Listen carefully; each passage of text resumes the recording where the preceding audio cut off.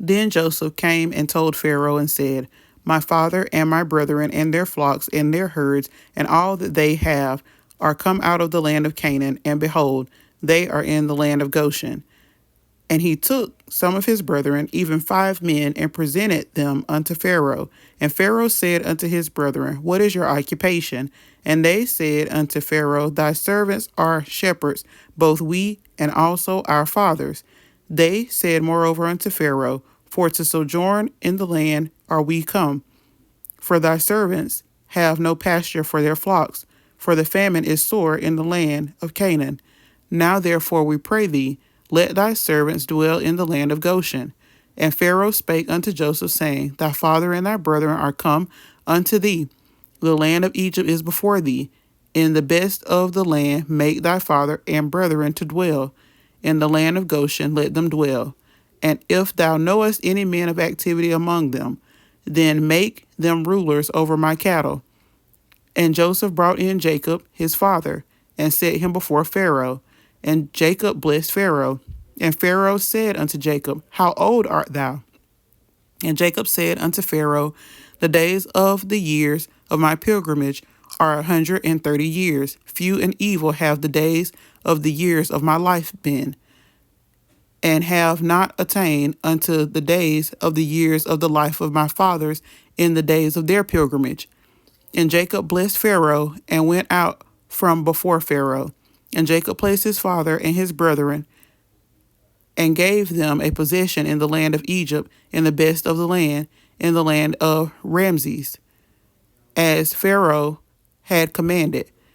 And Joseph nourished his father and his brethren, and all his father's household with bread according to their families. And there was no bread in all the land, for the famine was very sore, so that the land of Egypt and all the land of Canaan fainted by reason of the famine. And Joseph gathered up all the money that was found in the land of Egypt and in the land of Canaan for the corn which they brought. And Joseph brought the money into Pharaoh's house. And when money failed in the land of Egypt and in the land of Canaan, all the Egyptians came unto Joseph and said, Give us bread, for why should we die in thy presence? For the money faileth. And Joseph said, Give your cattle, and I will give you for your cattle, if money fail. And they brought their cattle unto Joseph, and Joseph gave them bread in exchange for horses, and for the flocks, and for the cattle of the herds, and for the asses, and he fed them with bread for all their cattle for that year. When that year was ended, they came unto him the second year, and said unto him, We will not hide it from my lord, how that our money is spent. My lord also hath our herds of cattle. There is not aught left in the sight of my lord, but our bodies and our lands. Wherefore shall we die before thine eyes, both we and our land? Buy us and our land for bread, and we and our land will be servants unto Pharaoh, and give us seed, that we may live and not die. Then the land be not desolate. And Joseph brought all the land of Egypt for Pharaoh, for the Egyptians sold every man his field, because the famine prevailed over them. So the land became Pharaoh's. And as for the people, he removed them to cities from one end of the borders of Egypt, even to the other end thereof. Only the land of the priests brought he not, for the priests had a portion assigned them of Pharaoh, and did eat their portion, which Pharaoh gave them. Wherefore they sold not their lands.